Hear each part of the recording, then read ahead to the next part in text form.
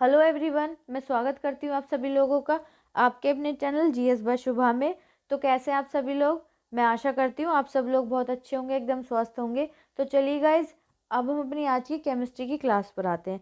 So guys, chemistry में आज हमारा बिल्कुल नया टॉपिक स्टार्ट होगा जिसका नाम क्या है? जिसका नाम है एसिड, बेस एंड सॉल्ट, यानी कि अम्ल, क्षार और लवण। तो आज हमारे इस टॉपिक की ये पहली ही क्लास है। तो अब तक जितने भी टॉपिक हुए हैं उनसे रिलेटेड जो भी क्लासेस हो चुकी हैं, जिन लोगों ने नहीं की हैं या जो इस चैनल पर पहली बार आए हैं, मेरी सभी से रिक्वेस्ट है, प्लीज़ आप उन क्लासेस को एक बार ज़रूर कीजिएगा। ओके, चलिए अब आज की क्लास की बात करते हैं। मतलब आज जो हम टॉपिक, जो हमारा नया टॉपिक स्टार्ट हुआ है, जो एसिड, बेस और साल्ट का है, जिसको अम्ल, क्षार और लवण के नाम से भी हम जानते हैं। तो इस टॉपिक में हम अम्लों के बारे में, जो एसिड्स होते हैं उनके बारे में बिल्कुल डिटेल में पढ़ेंगे। जो बेस होते हैं, जो क्षार होते हैं, उनके बारे में हम बिल्कुल डिटेल में पढ़ेंगे। और जो साल्ट होते हैं, जो लवण होते हैं, मतलब ये पढ़ने के बाद सारी चीज़ अपने आप ही दिमाग में बिल्कुल अच्छे से सेट हो जाएंगी। ठीक है, तो एग्जाम में कोई भी क्वेश्चन आएगा तो किसी का रहेगा नहीं, बिल्कुल बेसिक से सारा कुछ कवर करेंगे। चलिए अब शुरू करते हैं। तो सबसे पहले इसमें क्या कहा गया है? सबसे पहले कहा गया है the compounds can be classified into 3 groups. मतलब जो कंपाउंड्स हैं, जो यौगिक हैं, उनको क्या है, यौगिक को 3 समूहों में वर्गीकृत किया जा सकता है। कौन से 3 समूह हो गए? पहला हो गया एसिड, दूसरा हो गया बेस और फिर तीसरा हो गया साल्ट, यानी कि अम्ल, क्षार और लवण। तो चलिए अब आगे जानते हैं। आगे इसमें क्या कहा गया है? आगे इसमें बताया गया है कि indicators for testing acid and bases, अम्ल और क्षार के परीक्षण के लिए संकेतक। मतलब कैसे हमको पता चलेगा कि ये कोई भी चीज़ है, कोई भी कंपाउंड है कि वो एसिडिक नेचर का है, कोई भी यौगिक है कि वो एसिडिक नेचर का है या फिर वो बेसिक नेचर का है। तो अब पहले हम आज की क्लास में और कल की क्लास में पहले तो हम ये सारी इन प्रॉपर्टीज़ के बारे में पढ़ेंगे कि कैसे हमको पता चलेगा कि कोई भी कंपाउंड एसिडिक नेचर का है या फिर बेसिक नेचर का है। उसके बाद हम एसिड, बेस और साल्ट टॉपिक वाइज इनको कवर करेंगे। ठीक है, तो अब हम क्या करेंगे कि जो अम्ल होते हैं और जो क्षार होते हैं उनके परीक्षण के लिए संकेतक, मतलब हमको जो कुछ इंडिकेटर्स होते हैं, कुछ संकेतक होते हैं जिनके थ्रू हमको पता चलता है कि कोई भी कंपाउंड किस नेचर का है, कि एसिडिक नेचर का है या फिर बेसिक नेचर का है, अम्लीय प्रकृति का है या फिर क्षारीय प्रकृति का है। ठीक है, चलिए तो इसमें कहा गया है an indicator tells us whether the substance we are testing in acidic और basic by changing in its colour. The 3 most common indicators to test for acids and bases are litmus, methyl orange and phenolphthalein. इसका मतलब क्या है? इसका मतलब है कि जो संकेतक हैं, जो इंडिकेटर्स हैं, संकेतक हमें बताते हैं या फिर बताता है कि जिस पदार्थ का हम परीक्षण कर रहे हैं वह अम्लीय है या क्षारीय है।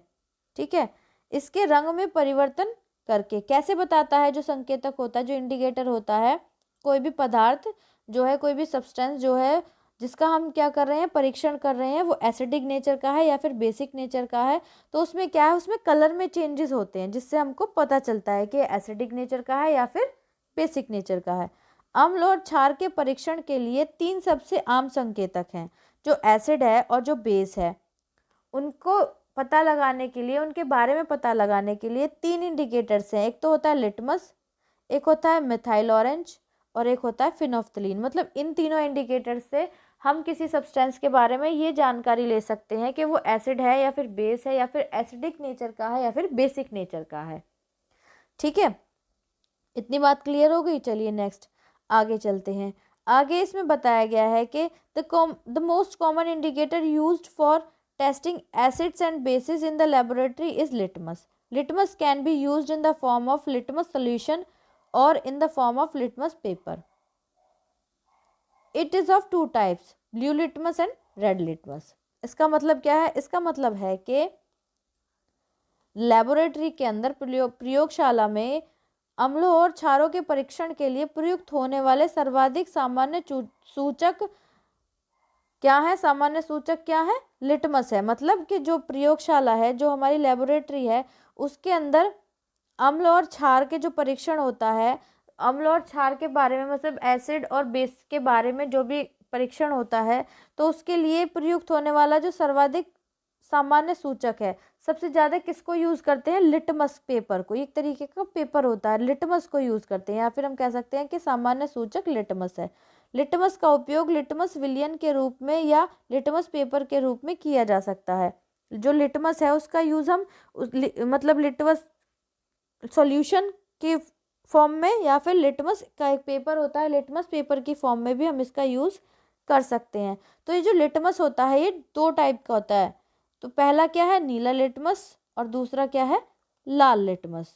ठीक है, जो लिटमस पेपर है या फिर लिटमस सोल्यूशन है वो टू टाइप्स का होता है। एक जिसको हम नीले लिटमस के, ब्लू लिटमस के नाम से जानते हैं, और एक लाल लिटमस जिसको हम रेड लिटमस के नाम से जानते हैं।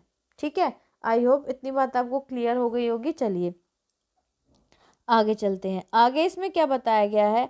आगे इसमें कहा गया है कि an acid turn blue litmus to red, मतलब जो एसिड होता है या नीले लिटमस पत्र को लाल कर देता है। जो भी अम्ल होता है, यहाँ लिखना, यहाँ पे इंक्लूड कर लीजिए, जो अम्ल होते हैं, जो एसिड होते हैं वो क्या कर देते हैं? अम्ल जो होते हैं वो, जब हम किसी एसिड को लिटमस पेपर पर डालेंगे तो वो लिटमस पेपर क्या करेगा? अगर नीला लिटमस पेपर है ना तो वो लाल हो जाएगा, रेड हो जाएगा, रेड में कन्वर्ट हो जाएगा। तो इस तरीके से हमको पता चलेगा कि हाँ, हमने इसके ऊपर जो डाला है वो एसिड है। ठीक है, अम्ल है। तो इसी तरीके के जो एसिडिक फॉर्म में जो चीज़ें होती है, जो पदार्थ होते हैं जिनके अंदर एसिड होता है, एसिड की प्रेजेंट होती है, प्रेजेंस, तो इस तरीके से ही उसके बारे में भी हमको पता चलता है। अगला है अ बेस, जिसको हम एल्कलाई के नाम से भी जानते हैं। Turns red litmus to blue, क्षार जो है वो लाल लिटमस पत्र को नीला कर देता है। जो क्षार होते हैं, जो जो क्या होते हैं? बेस होते हैं। तो वो क्या करते हैं? वो लाल लिटमस पेपर जो होता है उस पर अगर हम कोई भी क्षार डालेंगे, कोई भी बेस डालेंगे, कोई भी एल्कलाई डालेंगे, या फिर कोई एल्कलाई सब्सटेंस डालेंगे, सब मैटर डालेंगे, पदार्थ डालेंगे, तो वो क्या करेगा? जो लाल लिटमस पेपर होगा उसको ब्लू में कन्वर्ट कर देगा, उसका कलर ब्लू हो जाएगा। तो हमको पता चल जाएगा कि हाँ, जो भी पदार्थ हमने इसके ऊपर डाला है, या फिर जो ये जो क्षार है ये क्या है, मतलब ये बेसिक फॉर्म का है।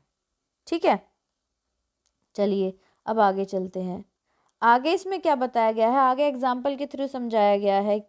If a drop of the given solution turn blue litmus to red, then the given solution will be acidic in nature. यदि किसी दिए गए घोल में, मतलब कोई घोल दे दिया जैसे किसी को, तो घोल में क्या है? दिए गए घोल की एक बूंद नीले लिटमस को लाल कर देती है। कोई हमें सॉल्यूशन दे दिया तो उसमें वो क्या, वो जो घोल है तो वो क्या कर देता है? वो यदि किसी जो नीला लिटमस है उसको क्या कर देता है? लाल कर देता है। तो दिया गया घोल क्या होगा? अम्लीय प्रकृति का होगा। तो हम क्या कह सकते हैं कि जो सॉल्यूशन दिया हुआ है हमको वो क्या होगा? अम्लीय प्रकृति का होगा, एसिडिक नेचर का होगा। अब एक एग्जाम्पल से समझते हैं। तो एक एग्जाम्पल है, orange juice turns blue litmus to red, so orange juice is acidic in nature, that is orange juice contains an acid. अब एग्जाम्पल है, हिंदी में समझो। संतरे का रस, जो ऑरेंज जूस होता है, नीले लिटमस पत्र को, जो लिटमस पेपर होता है, नीले लिटमस पत्र को लाल कर देता है, इसलिए संतरे का रस अम्लीय प्रकृति का होता है। तो इस जो ऑरेंज जूस होता है वो एसिडिक नेचर का होता है, यानी संतरे का जूस एक एसिड होता है। ये हम कह सकते हैं कि जो ऑरेंज जूस होता है उसके अंदर एसिड अवेलेबल होता है। ठीक है, इतनी बात क्लियर हो गई। चलिए अब आगे चलते हैं। आगे इसमें क्या कहा गया है? आगे बताया गया है कि if a drop of the solution turns red litmus to blue, the solution will be basic in nature और it will be a base और एल्कलाई। मतलब क्या है कहने का? यदि विलयन की एक बूंद लाल लिटमस पत्र को नीला कर दे तो विलयन क्षारीय प्रकृति का होगा या एक क्षार होगा। मतलब कोई सॉल्यूशन है हमको दिया हुआ है, या कोई भी सॉल्यूशन है हमारे पास अवेलेबल है, तो वो क्या करता है? उसकी एक बूंद जो लाल लिटमस पेपर है, अगर उसको नीला कर देती है, उसको ब्लू कर देती है, तो हम क्या कहेंगे? तो विलयन क्या होगा? वो क्षारीय प्रकृति का होगा, या फिर वो खुद ही क्षार होगा, जो भी सोल्यूशन होगा। ठीक है, चलिए अब इसमें भी एक एग्जाम्पल है, इसका भी एक एग्जाम्पल समझते हैं। तो इस एग्जाम्पल में क्या बताया गया है? एग्जाम्पल में समझाया गया है कि सोडियम हाइड्रोक्साइड सोल्यूशन, जिसको हम कास्टिक सोडा सोल्यूशन के नाम से भी जानते हैं, turns red litmus to blue, so sodium hydroxide solution is basic in nature.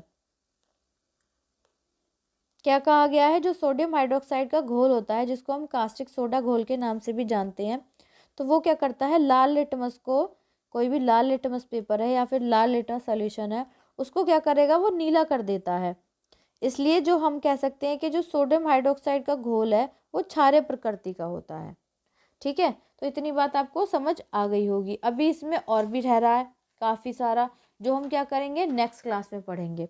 फिर उसके बाद हम आएंगे एसिड, बेस और साल्ट के ऊपर। तो पहले सबसे पहले हम एसिड्स के बारे में पढ़ेंगे, फिर साल्ट्स के बारे में पढ़ेंगे, और फिर बेस के बारे में पढ़ेंगे, और फिर उसके बाद साल्ट्स के बारे में पढ़ेंगे। तो ये पढ़ने के बाद सारा कुछ समझ आ जाएगा, सारा कुछ क्लियर हो जाएगा कि हाँ ये क्या होते हैं, और एग्ज़ाम में कोई भी क्वेश्चन आएगा तो आप इजीली कर दोगे। ठीक है, तो आज की क्लास आपको कैसी लगी कमेंट में ज़रूर बताइएगा। अगर अच्छी लगी है तो प्लीज़ क्लास को लाइक भी ज़रूर कीजिएगा, और बच्चों तक भी शेयर कीजिएगा। इस चैनल के लिंक को भी और बच्चों तक शेयर कीजिएगा।